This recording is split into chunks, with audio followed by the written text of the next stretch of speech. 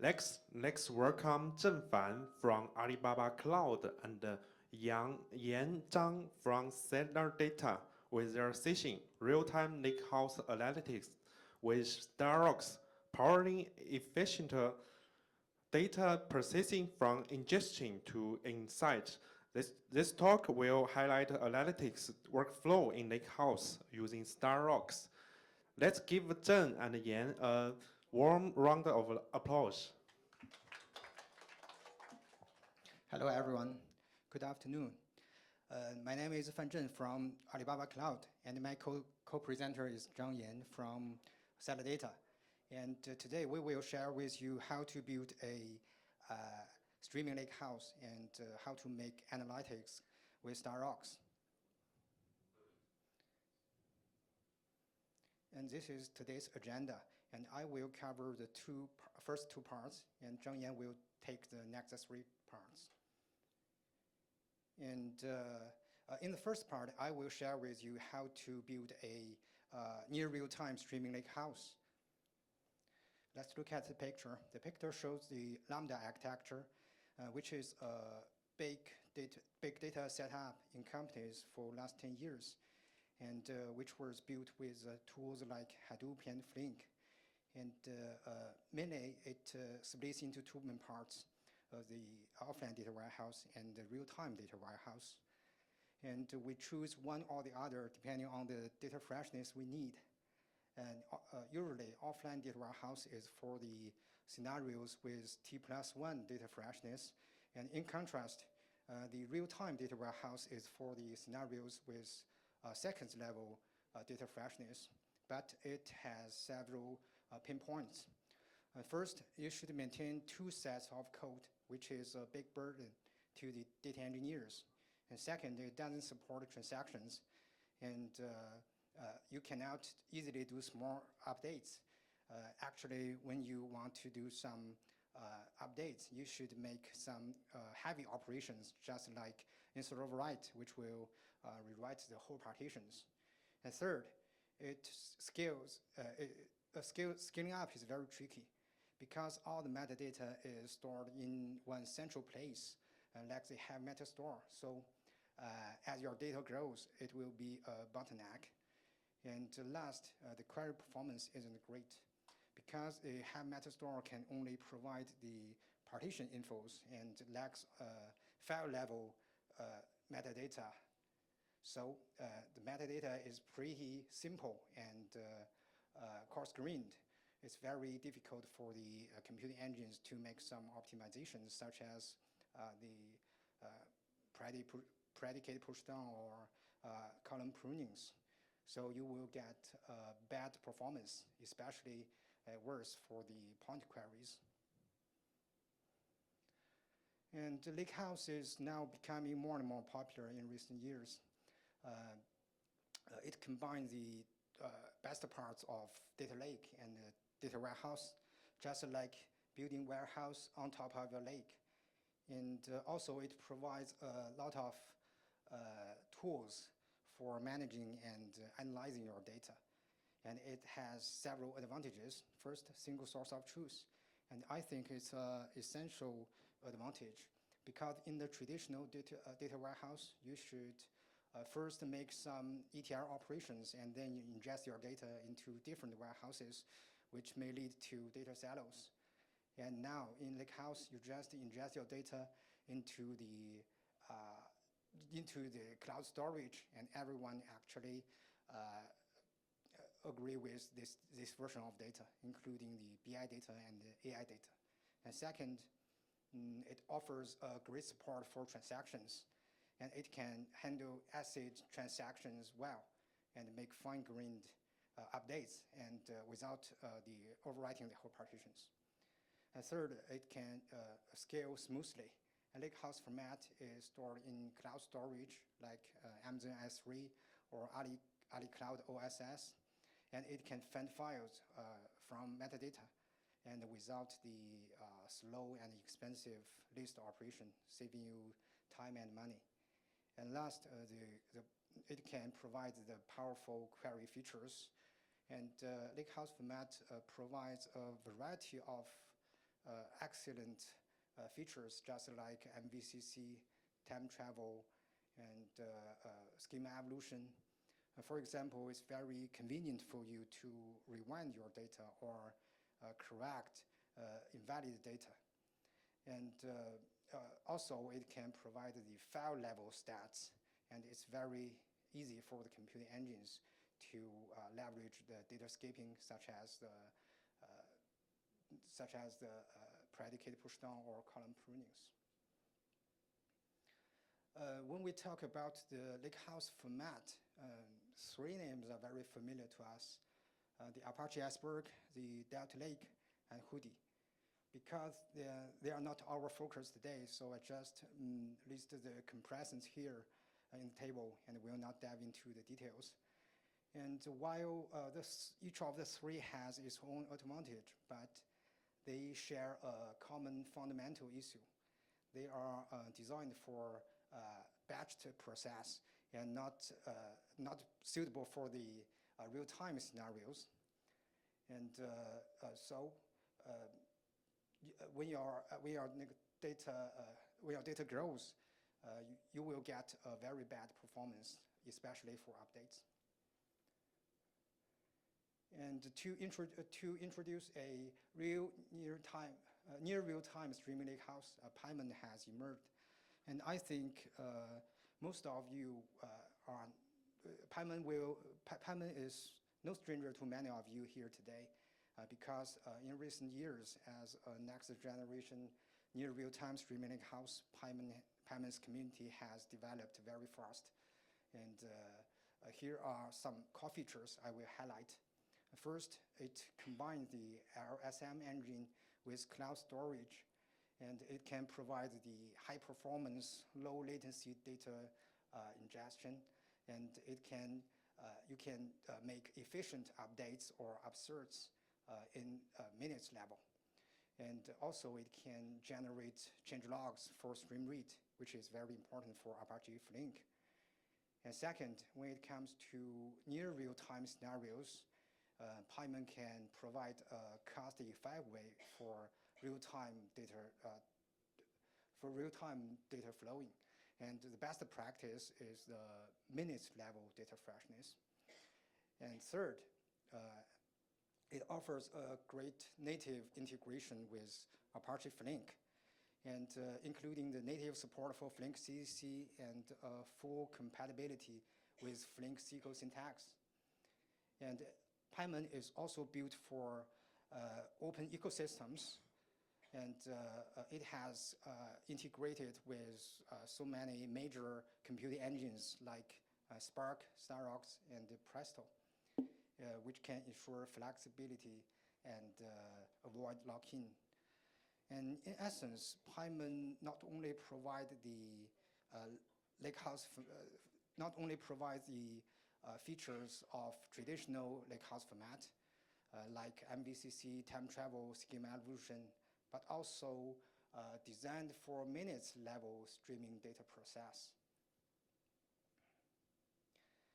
Okay, just now I shared how Paimon aims for minutes level data freshness, and now let's turn our attention to the real-time streaming lakehouse, which is for a scenario with second level.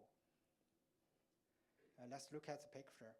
A typical approach to build up a real-time data warehouse relies on Kafka and Flink. And here is how it works. The data from ODS layers transfers to DWD and DWS layers, and the data all in the Kafka topics. And a Flink job reads the data from Kafka topics and makes some ETL operations, and then syncs the data into another Kafka topics again. And finally, we load the ADS layer to external OLAP and systems, just like StarRocks or Lakehouse. And this streaming pipeline is usually called Kappa architecture, and which has a widely used case, like the real-time anti-fraud systems, lab reporting dashboards, real-time recommendations. But Kafka has several problems in this setup. Generally speaking, Kafka is designed for streaming messages, not streaming analytics. And let me highlight some problems of Kafka. First, Kafka can't handle updates easily, and you have to use deduplication operators at Flink side to manually deal with the updates, which may lead to a huge state and consumes much Flink resources, which can be very expensive. And second, you cannot reuse the Kafka data.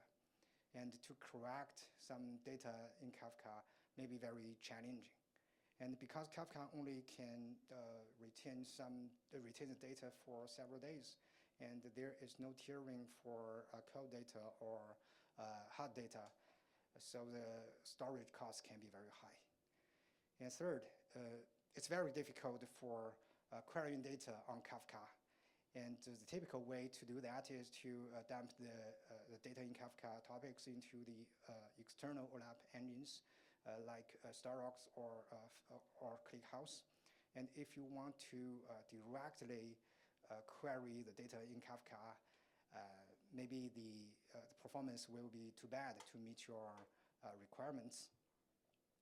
And because Kafka is role-based storage and lacks data escaping, so it's very difficult for the computing engines to make some optimizations, such like the predicate pushdown or column prunings. So to address these problems, Fluss was introduced. And what is Fluss? Let's first look at the definition on the GitHub webpage. Fluss is a streaming storage built for real-time analytics, which can serve as a real-time data layer for Lakehouse architectures. And how to understand this definition? Let me highlight some core features. First, the columnar storage. Fluss stores files using the Apache Arrow streaming format. And based on the implementation of Arrow, it can support efficiently column pruning, and which can dramatically reduce the network costs. And also, it can provide the column level compression. Okay, to support the real-time updates, Fluss introduced the log tablet and the KV tablet. Log tablet is responsible for storing the column data, and Fluss built the KV index on top of the log tablet. So when updates happen, change logs will be generated by looking up the KV tablet and written to the log tablet. And according to this feature, you don't have to use the deduplication at the Flink site, and Flink can directly read the changes from the Fluss table. According to the features listed above, Fluss can deal with seconds level updates in a very cost-effective way, and also can make the data reuse more simple. And besides, I think another brand new idea is Fluss can offload its streaming data into the Paimon table. So let's talk about this feature. Fluss we just talk about Paimon aims for minutes level updates, and Fluss aims for the seconds level updates. And what if we put these two scenarios into only one system? And inspired by this idea, Fluss can periodically offload the data into the Paimon table. And here is how it works. And Fluss first provide unified metadata and distribution. And it can both manage streaming data and the lake data in only one meta system. And the computing engine can access data of all tiers through a single endpoint. And meanwhile, the Fluss table maintains one-to-one partition and bucket alignment with Paimon table. And also, Fluss provides a unified query interface to combine streaming data and the historical data in only one single query. And this feature can enable Flink to read change logs from one source, and also can enable StarRocks to get either second level data or make huge scan on historical data. Okay, we have just talked about some components and concepts. Let's look at the whole picture. And here is how it works. We continuously ingest the data with the tools like Flink CDC, and the Flink job reads data from a Fluss table and makes some ETL operations, and then syncs the data into the Fluss table. And meanwhile, Fluss can periodically offload its data into Paimon table with the internal compaction service. And for queries, as a modern SOTA designed OLAP engine, StarRocks can make high performance queries across all data tiers. So a typical scenario goes like this. StarRocks can query the hot data in Fluss table for instant decisions. And StarRocks can also query the warm data in Paimon table for minutes level insights. And you can also use StarRocks to scan the historical data already in the Paimon. For example, weekly or monthly BI report. So as a result, StarRocks can perfectly make analytics on the streaming Lakehouse. And why we choose StarRocks and how it works. So let's dive into some technical details about StarRocks. So next, let's have my co-speaker Zhang Yan to share this part. Thank you. Thanks, Fan. Next slide.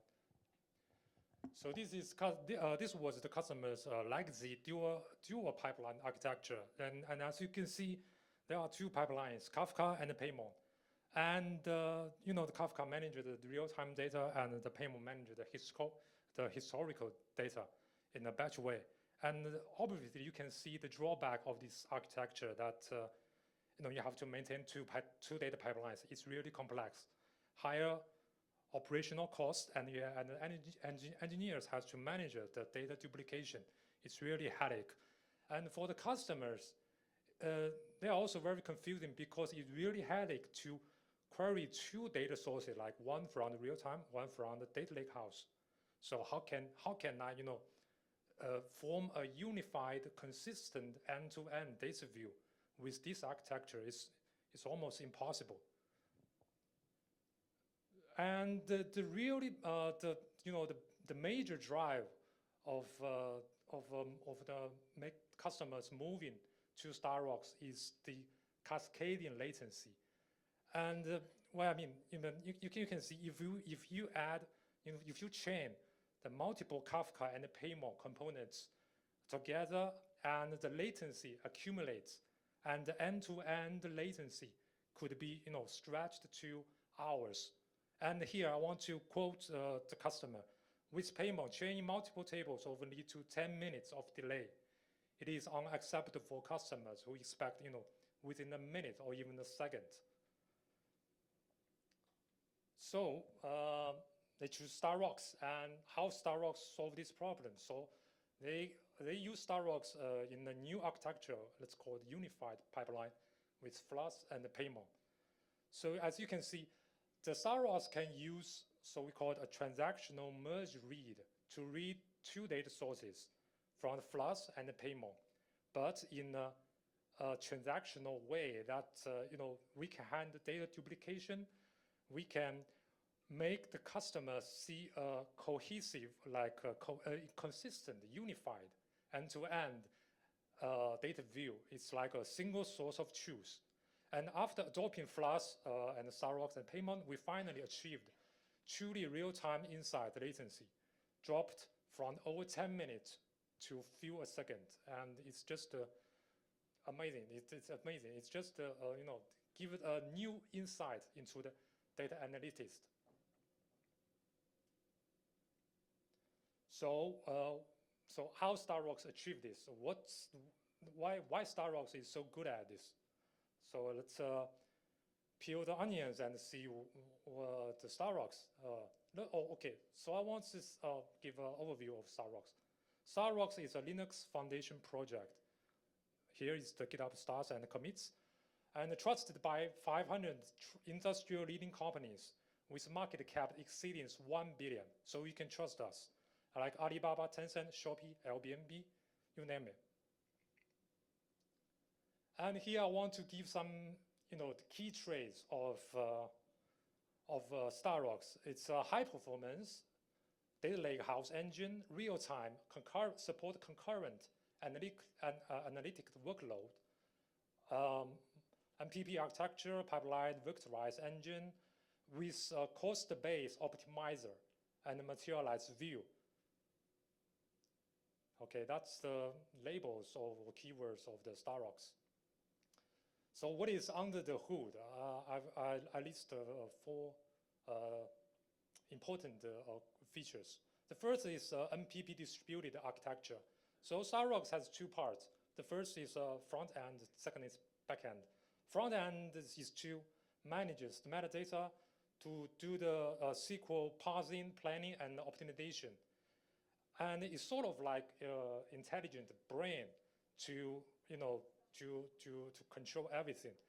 But for the backend is to manage the data storage and the execution.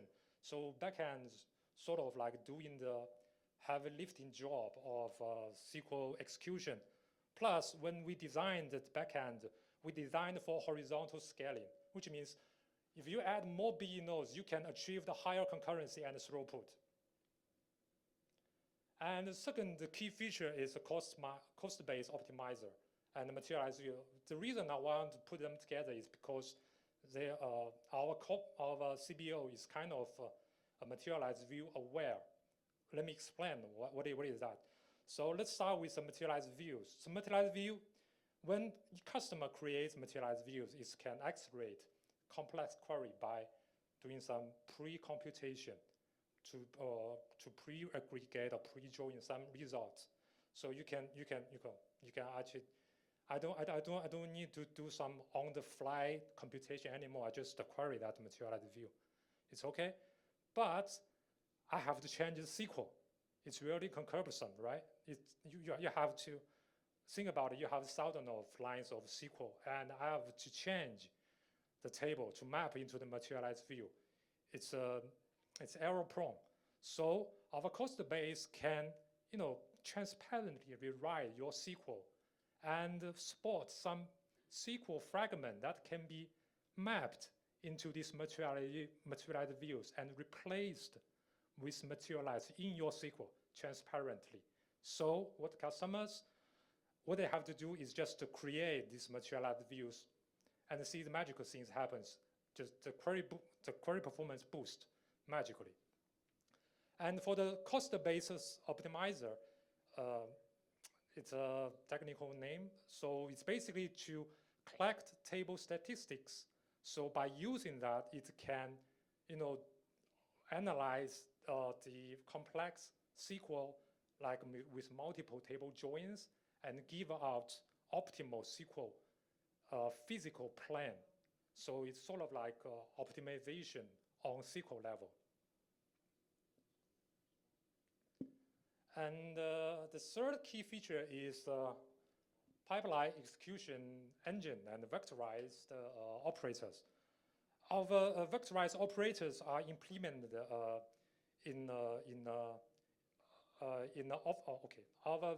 vectorized operators are implemented in a vectorized way, obviously. So what is vectorized operator? That's we implement these operators by using the SIMD instruction, which that you can, like that pictures shows that you can do multiple data computation in a single structure. It's really CPU efficient. And for each operators we just implement in a individually optimized single by single operator.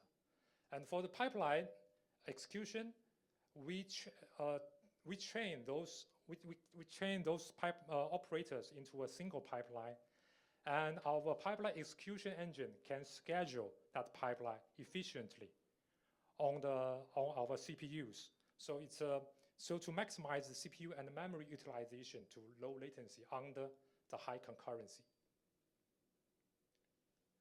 And the last features, I think, it's the unified data source through our connector framework. So by using the connector framework, that we can, let StarRocks to easily integrate, new or multiple heterogeneous data sources. That's so you can, analyze many data sources like data lakes, Hive, Iceberg, Paimon, you name it. Okay, and beside that, you can also analyze JDBC accessible database, means Oracle or PostgreSQL. So beside that, that was the the general optimization done by StarRocks. So what optimization we have done on Paimon? What do we have done for the for the Paimon? Here are the 4 optimizations that we have done. I will walk through that. First is that predicate push down and the partition pruning. So by doing the partition pruning, we can skip some data files during the the SQL plain stage, and by pushing the predicate down to the source, that we can skip some data files or some some data chunks while we're reading the data files. So essentially, we are reducing reading the data files while on the plain stage or whether at a runtime stage. The second optimization is that we split files into optimized splits. Think about that. If you have a huge Packet file that you want to handle by just one single node, it's just limited your parallelism, right? But what if we can break these large files into split, so more backends can participate into this processing, so it can increase the the parallelism and the increments the performance. And the third thing that we have done for the Paimon is that we exploited the B data cache, right? Think about, okay, if you want, so the data lake, the data is stored on the remote storage. So when you access the remote storage, the latency of a reading like 1 kilobyte could incur like double digit milliseconds. It's